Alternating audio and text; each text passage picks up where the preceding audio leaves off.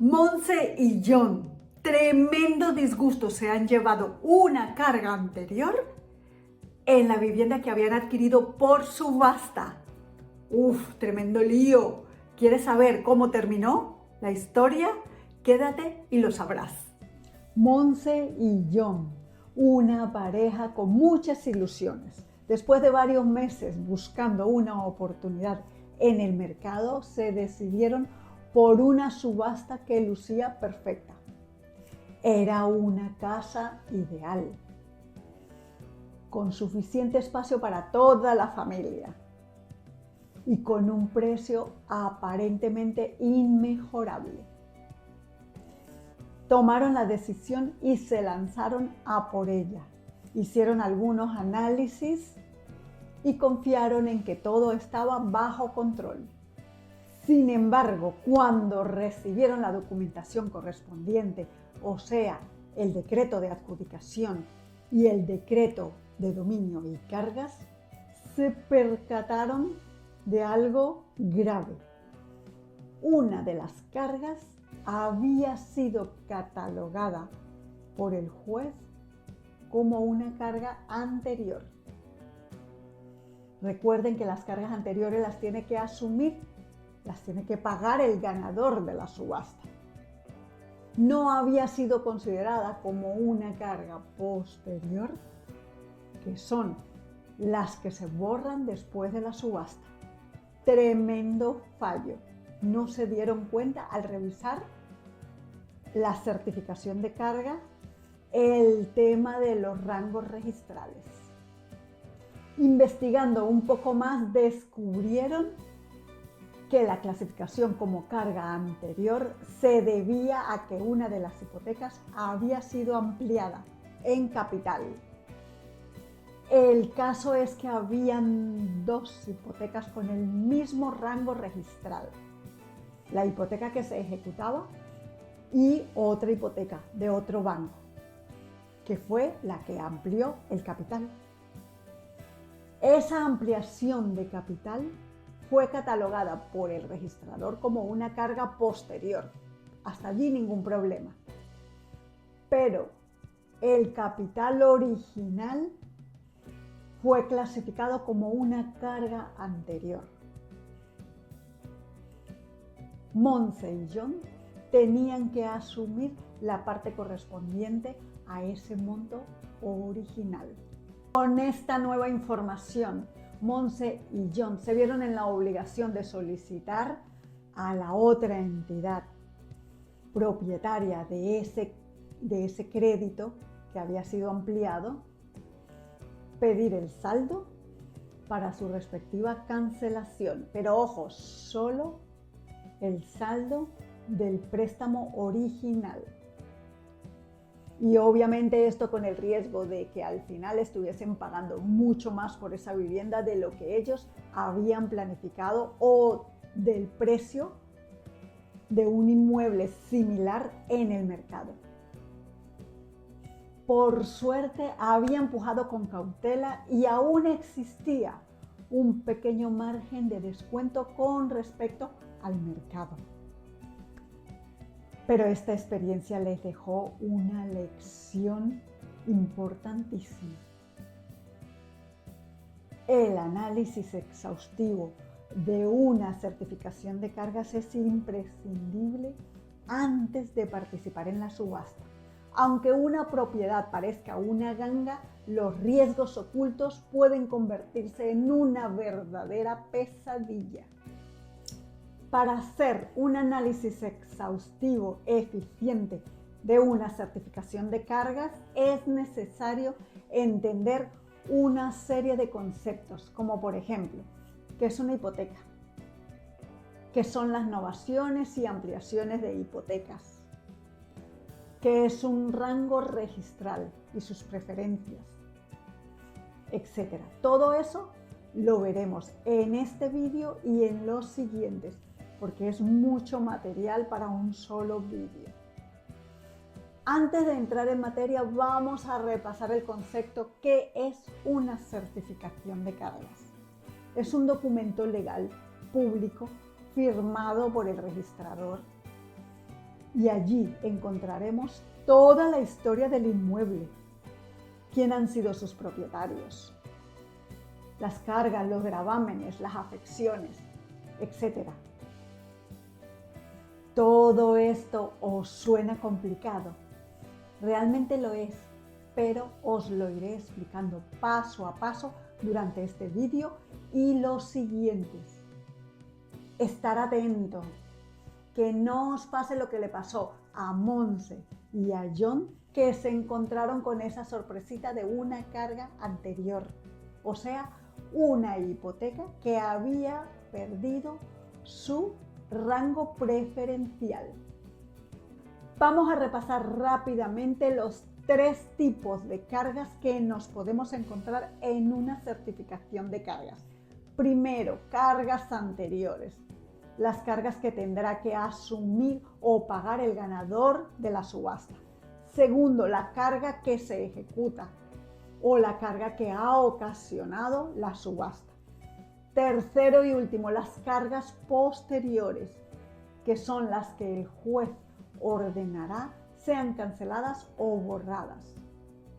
Arriba os dejo una tarjeta con el acceso a mi vídeo anterior, donde os explico cómo identificar la carga que se ejecuta, y partiendo de esta podrás identificar cuáles son las cargas anteriores y cuáles son las posteriores. Entramos entonces en materia. Hipotecas, sus novaciones y ampliaciones. Pero primero, ¿qué es una hipoteca? Es un derecho real constituido sobre un bien inmueble o finca registral. Este derecho le permite al beneficiario de esa hipoteca subastar la finca en caso de incumplimiento de la obligación garantizada, o sea, en caso de que se deje de pagar la hipoteca. ¿Y qué es una novación? Es cuando se modifica algún término de la hipoteca constituida. Es la renegociación del préstamo con la entidad bancaria con la que se ha contratado. Las novaciones y ampliaciones de hipotecas están reguladas por la Ley 2 de 1994 del 30 de marzo, la cual permite, mediante escritura pública y con acuerdo entre las partes, que se modifiquen las condiciones ya pactadas. Para efectos de análisis de la certificación de carga necesitaremos dividir las novaciones o cambios en los términos en 2 bloques principales. Primero, novaciones, que serán los cambios en las condiciones de la hipoteca. Segundo, ampliación. Ya hablamos de dinero, o sea, incremento en el capital. ¿Y a qué condiciones nos estamos refiriendo? Vamos a intentar englobarla en las más comunes, en 4. Primero, ampliación del plazo. Ejemplo, cuando cambiamos el pagar una hipoteca de 20 a 30 años. O sea, estamos ampliando a 10 años. Segundo, modificación de las condiciones del tipo de interés pactado inicialmente. Tercero, cambio de titular del préstamo, o lo que es lo mismo, subrogación del préstamo hipotecario en la posición del deudor. Y por último, otras condiciones, como por ejemplo modificación del sistema de amortización de capital, entre otros. ¿Y qué es la ampliación de hipoteca? Ocurre cuando se incrementa el capital o la responsabilidad hipotecaria garantizada. Es importante entender cuál es el total de la responsabilidad hipotecaria, y esta la conforma primero el principal del préstamo. Segundo, los intereses ordinarios. Tercero, los intereses de mora. Cuarto, las costas y gastos en caso de ejecución. Esto en caso de una subasta. Y ahora que tenemos claros los conceptos de una novación y ampliación de hipoteca, necesitamos entender un nuevo concepto: los rangos registrales. Vamos a ello. Rango registral es la preferencia o prioridad que le da la ley a los derechos reales constituidos sobre una finca registral o bien inmueble. En otras palabras, y para el caso que nos ocupa en el tema de las subastas judiciales, quiere decir que la ley ya establece el orden en que se deben pagar las deudas que aparecen en la certificación de cargas. En el registro de la propiedad se van gestionando todos los documentos que se reciben con estricto orden cronológico de entrada de esos documentos. Las hipotecas se inscriben con números, mientras que los embargos se anotan con letras. Por lo tanto, esa fecha de entrada, esa fecha en que se inscriben o se anotan esos documentos, van a determinar la preferencia para la ejecución de esos derechos constituidos sobre esa finca. Vamos ahora a relacionar todo: novación, ampliación de hipoteca y rangos registrales. Hay dos cambios de condiciones fundamentales porque afectan directamente la preferencia de rango de las hipotecas y embargos. La primera, la novación del plazo de pago. La segunda, ampliación del capital. Cuando la novación implica extensión del plazo de pago, hay una pérdida de rango, pero solamente para el plazo ampliado. El plazo original conserva su preferencia de rango. En caso contrario, si la novación no afecta el plazo de devolución del préstamo, no pasa nada. La hipoteca no pierde rango frente a nadie, porque esta modificación no perjudica ni altera la posición de los derechos posteriores. Ampliación de hipoteca.